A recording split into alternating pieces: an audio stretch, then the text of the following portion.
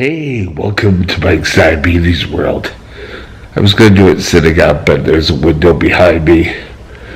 And, but we'll get there during this week. Now, we're going to talk today about coping with diabetes. Okay, now, I don't want to put any stress or make people feel bad about having type 1 diabetes.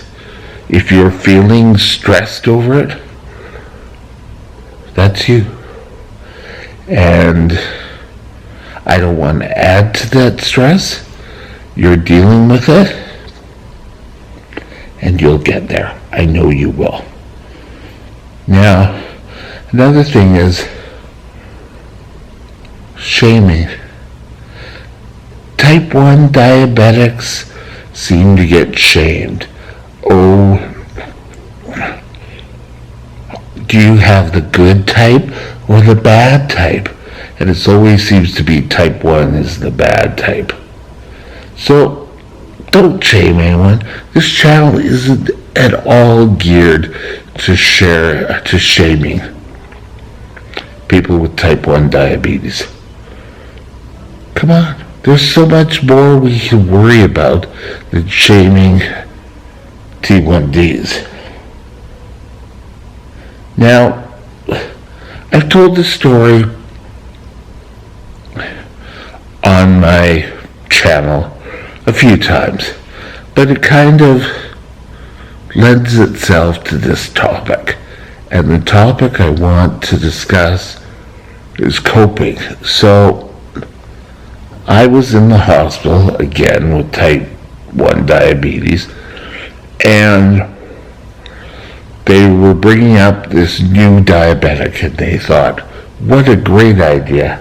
Let's put the two diabetics together. Well, this guy came in.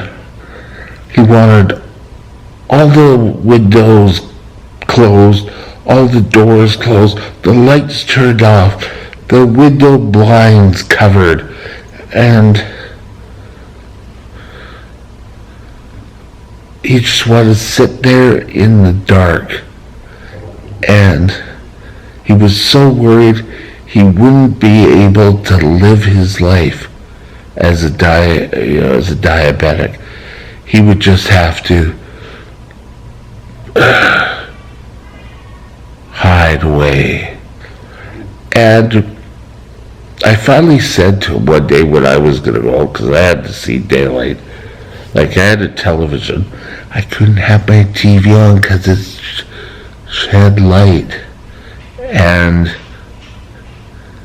one day as I was heading out of the room because I needed light, I needed to go do tests or whatever, I said to him, are you going to hide from it for the rest of your life? And to this day, I want to know how that guy ended up. I mean, he was never really cruel about, he just wanted to be in the dark. He was really depressed, and I can't see myself living that way. So we have to ensure that we keep a positive attitude. Now, my story, when I was diagnosed back in October 1977, I thought, oh, this is great, because going to grade 8, I was a fat kid. I know I'm still fat now, and I don't know, within the first month of starting school, the weight just started to come off, and I thought this was the greatest thing. And even through the whole training, I was still thinking, this is great. And to this day, I keep thinking, oh, this is awesome that I got diabetes. Now, the way diabetes has affected my life hasn't always been super. And a lot of people may find it gets too much. So, the one thing you always have to remember is to never give up. You need to, I give up breathing, or I give up having to have a shower each day, or I give up eating. Well, some people do, but why? You can't give up. You've got to find a way of doing things. And giving up stems from a lot of, you're not as different as you think. Yes, you have to do blood. Yes, you have to take shots. Oh, wow. But there's not a reason to give up. And those of us who went through periods of where not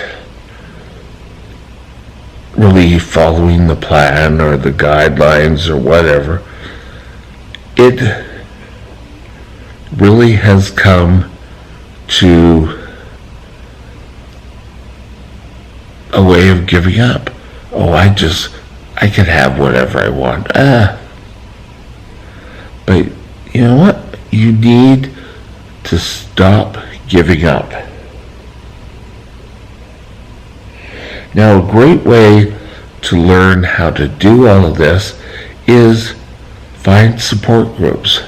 Now, I know 80s and 90s, they were quite prevalent, but I'm sure your diabetes education center or your endocrinologist, somebody, or CDA will have information on support groups, and find one that works for you. If all these people, you go to a diabetic support group and all they do is discuss type 2 diabetes, well, that may not be the greatest. You may want to feel better. That has one for women or for men, but don't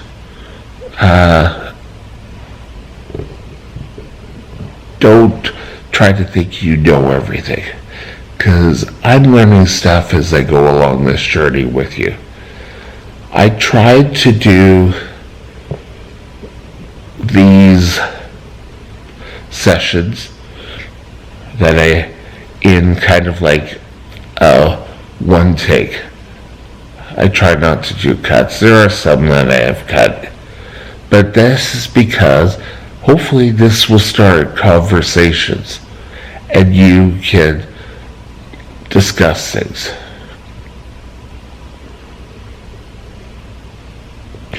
Now,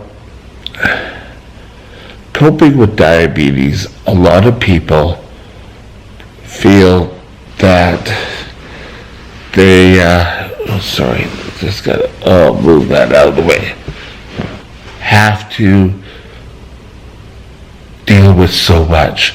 And the biggest thing is, especially with my case being a label diabetic, is that you could go from low to DKA in a matter of hours.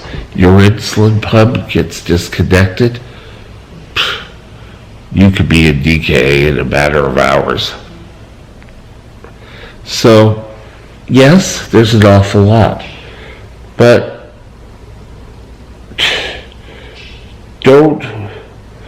just trying to have my script here. Don't deny that you have diabetes. And I think I touched on this a bit before. We're saying, well, I can eat whatever I want. Well, yeah, you can. but you have to take appropriate action with it. Another reason why people have trouble coping with type 1s is it's not curable. As we said at the time of this taping, there's been progress, but it's still not curable. Insulin pumps are helping a hell of a lot, but it's not totally curable. You never get a moment's rest. Pure and simple. Every day it's a blood sugar. Oh, if I eat that, what will it do to my blood sugars? Oh, I have to take insulin. Oh, I have to correct. I can't be the party animal. Well, no one should be out drinking that much all the time anyway. Think about it. Now,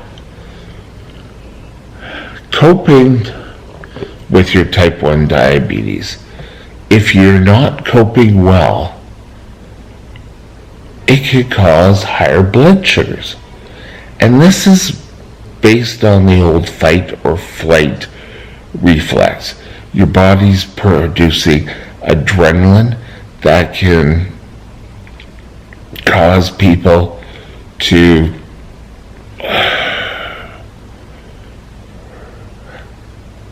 release more hormones, and hormones is sugar.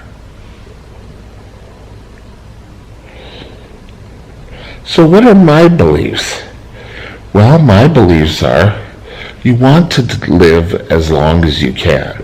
Well, controlling your diabetes will help. Pure and simple.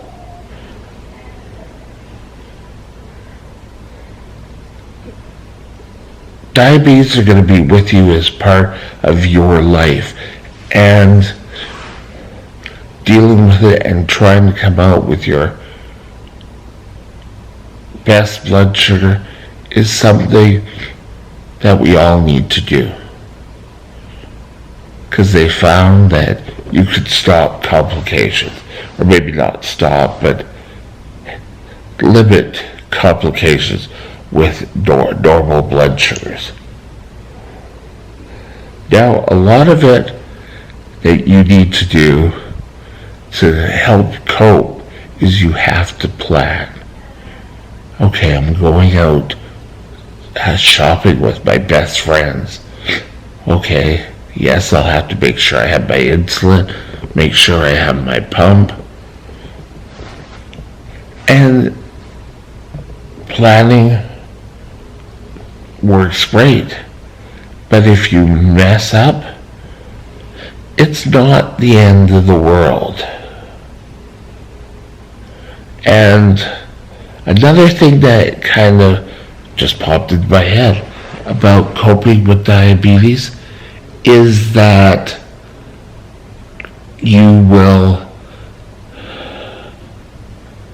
everyone will tell you, oh, you need to do this, you have to do that, and if you don't, or you can't find a way of doing it, you're just gonna feel so down. So planning helps in that aspect. Now, to start off, if you're just overwhelmed, bit by bit, okay, I will start doing blood sugars 4 times a day. Great, as soon as you accomplish that, move on to something else. Everything we've done in our lives, or learned to do in our lives, has been bit by bit. You don't take on the full thing all at once. Did you? Oh, amazing. Now, I've always said my belief is that you need to have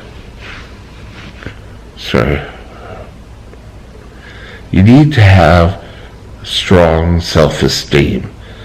Now, you could say, oh, well, I've never had strong self-esteem. Well, you know what? If you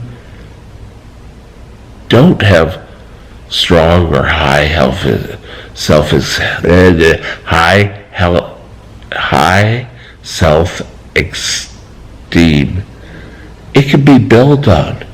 Once you start getting successes in your diabetes, you'll feel better, and as you feel better, yes, I can do this. Never give up on yourself. You are too damn important. So never give up. You can learn. If you need help, get help. You can take a look at CDA, your Diabetes Education Center, your endocrinologist. If you already see a therapist, discuss things with them. You can do it. Coping with type 1 diabetes can be a challenge, but I know you have it. You have it within you to take care of yourself and learn bit by bit. Take care. We'll talk tomorrow. Bye now.